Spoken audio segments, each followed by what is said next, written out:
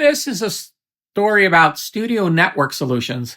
When we were first putting Angel Mountain together, they needed a way because we were going to have all these control rooms. We had an A room, B room, C room, D. Then we had the room for mixing the THX, for the post stuff. So we needed a central location that you could do a project. It would be on a server, and then you could walk into another room and call up the project and continue there. So we had Studio Network Solutions. They came out and they did a demonstration for us, and it worked great.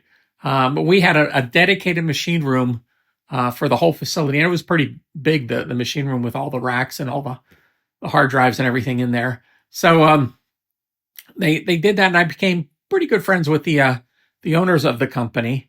Where it's one guy, or I forget who it was, but so we did that, and then I started working with Carter Beauford, and they got wind that I was working with him down there putting the Pro Tools solutions together, or Pro Tools system together, and they said, we'd like to send you a system for Carter to use, and Carter's like, well, I really don't need a system. I only have one room, and and they said, well, we'll send it down for free. And we're not looking for an endorsement. We just want him to use it, and maybe he can spread the word. And Carter said, well, all right, send it down. And these systems weren't cheap. I mean, they're $20,000, $30,000. I mean, they're very, very expensive. I mean, I guess you can do this kind of stuff now, no problem, and really cheap. But back then, it was a big deal. So they sent this their system out, and it was one rack. I think it was one or two rack spaces. And Carter's house, it's 18,000 square feet, and he had this basement. It's all concrete, and we put it in this one room because his machine room, we put it in there, and it was so loud. It no matter how many doors we closed and how we had it, because the room was designed by Studio Bowtown, so it was correctly designed. But we put it in his machine room, which is so loud. We took it out of there, and we went into the basement, and we stuck it in the this concrete room with a rack just by itself, and we plugged it in and ran the cables up.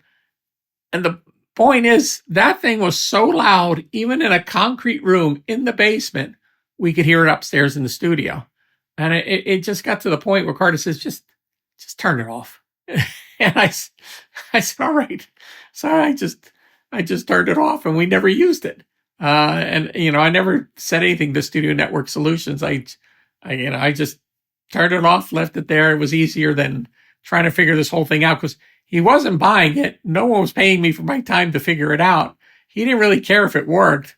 So we got that. But that also reminds me at Carter's house, when we were at the studio, he had this attic space above the studio. It was kind of outside the studio, and then you went up, and there was this nice big attic space. And I had to do something in there, and I said, wow, the acoustics in here sound great. And he said, yeah. He said, George, can we do something with that? And I said, yeah. And I got a couple microphones, and I set them up in that room on little mic stands. And we put a little speaker in there, and we just used it as like an echo chamber. And he loved the sound of it. And it was kind of a fluke thing that we came across, but it sounded great. I don't think he ever used it because it was just too complicated to do all the routing.